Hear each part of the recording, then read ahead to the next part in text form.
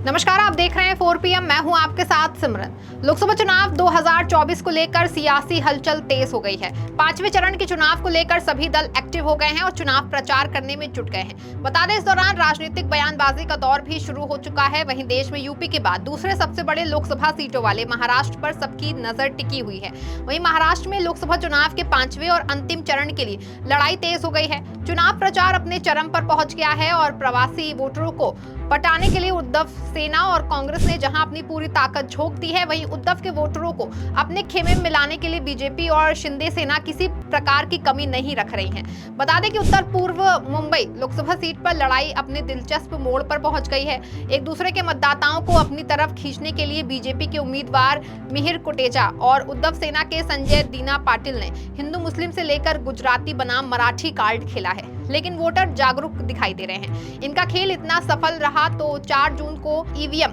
बोलेगी। वहीं उत्तर पूर्व मुंबई लोकसभा क्षेत्र से बीजेपी को उम्मीदवार बदलना अब भारी पड़ रहा है। अब इसका एहसास बीजेपी नेताओं को होने लगा है। उत्तर पूर्व सीट पर भांडुप, कांजूरमार्ग, विक्रोली और घाटकोपर पश्चिम क्षेत्र के शिवसेना के कट्टर समर्थकों का एरिया माना जाता है। इन क्षेत्रों में शिव सैनिकों का जबरदस्त समर्थन संजय पाटिल को मिलता दिखाई दे रहा है। लोकसभा चुनाव को लेकर बीजेपी के मिहिर कोटेचा ने भी शिवसेना के प्रभाव वाले इन इलाकों में कई पद यात्राएं और बैठकें कर चुके हैं, परंतु अब तक बाला साहेब ठाकरे के मतदाताओं को बीजेपी की ओर खींचने में सफल नहीं रहे हैं। इन क्षेत्रों में बीजेपी की पकड़ नहीं है। हालांकि पूर्व सांसद मनोज कोटक की अपनी व्यक्तिगत पकड़ जरूर है। बाला साहेब के समर्थन टस से मस नहीं हो पाए, इस पर संजय पाटिल लगे हैं। बता दें कि बाला साहेब पर मोदी द्वारा की गई टिप्पणी से मराठा वोटर बहुत नाराज है, जिससे कि बीजेपी को महाराष्ट्र में भी बड़ी हार का सामना करना पड़ रहा है। आपको बता दें कि पिछले दिनों नरेंद्र मोदी महाराष्ट्र में अपने चुनाव प्रचार के दौरान एक जनसभा को संबोधित करते हुए कहा था कि नकली शिवसेना और उद्धव ठाकरे को नकली संतान बोला था, जिसके बाद से सियासी पारा 7वें आसमान पर पहुंच गया था और संजय राउत ने पीएम मोदी पर तीखा हमला बोला था। इसके बाद पीएम मोदी को उद्धव ठाकरे ने आड़े हाथों लिया था और मोदी को चेतावनी देते हुए कहा था कि महाराष्ट्र के लोग बाला साहेब का अपमान बर्दाश्त नहीं करेंगे और पीएम मोदी के बयानबाजी का जवाब अपने वोट से देने का काम करेंगे। आपको बता दें कि मुलुंड घाटकोपर पूर्व का क्षेत्र बीजेपी के समर्थकों का माना जाता है, लेकिन रमाबाई कॉलोनी, कामराज नगर संजय पाटिल के साथ दिखाई दे रहा है। मानखुर्द शिवाजी नगर विधानसभा क्षेत्र मुस्लिम बहुल है और जहां संजय पाटिल मजबूत दिखाई दे रहे हैं। यहां के वोटरों को पटाने के लिए मिहिर की रणनीति सफल होती दिख रही है। हालांकि मुस्लिम उम्मीदवार भी मैदान में हैं, पर वे इतने प्रभावी नहीं हैं कि बीजेपी को इसका फायदा मिले। कोटेचा और पाटिल के समर्थक जहां के चुनाव को हिंदू बनाम मुस्लिम और गुजराती, राजस्थानी, उत्तर भारतीय बनाम मराठी बनाने की पुरजोर कोशिश कर रहे हैं और अब तक इसमें कोई सफल होता दिखाई नहीं दे रहा है। दोनों ही उम्मीदवार के लोग कहते हैं कि 6 विधानसभा क्षेत्र में मुलुंड और घाटकोपर पूर्व कोटेचा की बड़ी बढ़त मिल सकती है, तो संजय पाटिल को भांडुप, विक्रोली और मानखुर्द शिवाजी नगर विधानसभा बढ़त दिला सकता है।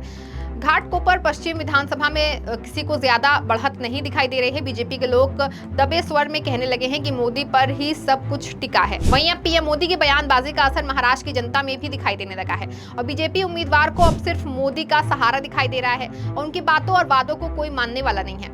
वहीं मोदी के बयानबाजी के बाद महाराष्ट्र के वोटरों के कई फाड़ हो गए हैं। जैसे कि मोदी को पार्टी को तोड़ने का शौक था और तमाम पार्टियों को तोड़कर उसने अपने खेमे में शामिल कर लिया है। ठीक उसी तरह से महाराष्ट्र में भी वोटरों के कई फाड़ हो गए हैं। अब महाराष्ट्र में वोटरों के विभाजन से बीजेपी की नींद उड़ चुकी है और बीजेपी उम्मीदवार को मोदी का सहारा भी दिखाई दे रहा है। बाकी कोई भी रास्ता नहीं बचा है। आपको बता दें कि अब गुजराती बनाम मराठा हो गया है, जिससे कि बीजेपी के खेमे में खलबली मच गई है। आपको बता दें कि उत्तर मुंबई लोकसभा सीटों पर बीजेपी ने केंद्रीय मंत्री पीयूष गोयल को सबसे सुरक्षित सीट समझकर उतारा है, तो कांग्रेस ने भूषण पाटिल को अवसर दिया है। यहाँ भी हिंदू बनाम मुस्लिम और गुजराती, राजस्थानी, उत्तर भारतीय बनाम मराठी बनाने की पुरजोर कोशिश की जा रही है, पर दोनों ही सफल नहीं होते दिखाई दे रहे हैं। कांग्रेस के उम्मीदवार भूषण पाटिल कहते हैं कि उनकी पत्नी जैन समाज से है, इसलिए ऐसा कुछ नहीं होने वाला है। आपको बता दें कि दक्षिण मुंबई से शिंदे सेना ने यामिनी जाधव को उम्मीदवारी देकर मराठी वोटरों में सेंध लगाने की कोशिश की है, लेकिन दक्षिण मुंबई में मराठी वोटरों के साथ साथ मुस्लिम वोट भी डिजाइनिंग फैक्टर है। इस बार मुस्लिम मतदाता बड़ी संख्या में उद्धव ठाकरे के साथ दिखाई दे रहा है। हालांकि यामिनी जाधव और उनके पति यशवंत जाधव मुस्लिम वोटरों को अपनी तरफ खींचने की भरपूर कोशिश कर रहे हैं। पार्टी पहले मान रही थी कि मलबार हिल, कुलाबा, वर्ली और भायखला विधानसभा में यामिनी को बढ़त मिलेगी, क्योंकि शिवटी विधानसभा में यशवंत जाधव का अपना खुद का जनसंपर्क का जाल है, इसीलिए वहां से भी फायदा होगा। लेकिन उद्धव सेना के अरविंद सावंत के खिलाफ कोई एंटी इनकम्बेंसी दिखाई नहीं दे रही है। ऐसे में इस सीट पर मुकाबला रोचक होगा। मुंबई में इस बार लगभग हर राजनीतिक दल ने मराठी उम्मीदवारों को ही लोकसभा चुनाव का टिकट दिया है, मगर मुंबई का इतिहास इससे बिल्कुल अलग था। 1951 के बाद से सभी लोकसभा चुनावों में कुल 94 सांसदों ने मुंबई की विभिन्न सीटों का प्रतिनिधित्व किया था। इनमें से 42% गैर मराठी रहे। 2024 के लोकसभा चुनाव के लिए कांग्रेस ने अपनी 2 सीटों पर केवल मराठी चेहरों को टिकट दिया है। कांग्रेस ने मुंबई की उत्तर मध्य सीट से वर्षा गायकवाड को टिकट दिया, वहीं उत्तर मुंबई से भूषण पाटिल को टिकट सौंपा। दोनों ही मराठी चेहरे हैं। अब की बीजेपी मुंबई में 3 सीटों पर लड़ रही है। इनमें 2 उम्मीदवार गैर मराठी हैं। उत्तर मुंबई से पीयूष गोयल और मुंबई की नॉर्थ ईस्ट मिहिर कोटेचा को टिकट मिला है।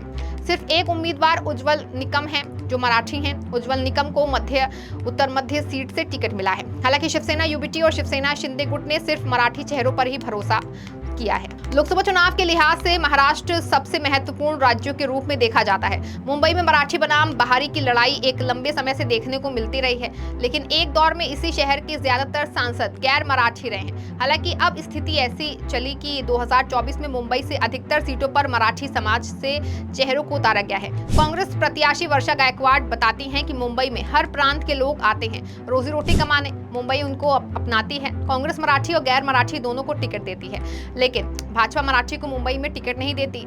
ऐसा वो मुंबई में विभाजन करने के लिए कर रही है। सब कुछ मुंबई से बाहर ले जाया जा रहा है। बीजेपी राजनीति कर रही है। मुंबई में पहली बार ऐसा हो रहा है कि अधिकतर उम्मीदवार मराठी हैं। वहीं वर्षा गायकवाड के बयान का जवाब देते हुए महायुति में शामिल हुए संजय निरुपम ने कहा कि मुंबई एक कॉस्मो सिटी है। यहाँ पर हर प्रांत के लोग रहते हैं। यहाँ सखा पाटिल को हराने वाले जॉर्ज फर्नांडिस रहे हैं जो मंगलोर में थे। यहाँ से मुरली देवड़ा जैसे लोग सांसद रहे हैं जो मराठी चेहरा नहीं थे। कांग्रेस से पूछो कि उन्होंने क्यों मुझे और मिलिंद देवड़ा को टिकट दिया था, सुनील दत्त को क्यों टिकट दिया था। हम तो मराठी भाषी नहीं हैं, मगर हम मुंबईकर हैं। मुंबई शहर में यूं तो हर प्रांत के लोग रहते हैं, लेकिन गुजराती और मराठी लोगों की संख्या सबसे अधिक है। इतने सालों में कांग्रेस और भाजपा के मुंबई में ज्यादातर सांसद गैर मराठी रहे हैं। कांग्रेस के चुने गए 43 सांसदों में से 60% गैर मराठी थे, जबकि बीजेपी के खेमे में 53% सांसद मराठी समुदाय के से बाहर थे। वहीं शिवसेना का एकमात्र पार्टी मुंबई में रही जिसने सिर्फ मराठी प्रतिनिधित्व को आगे रखा है।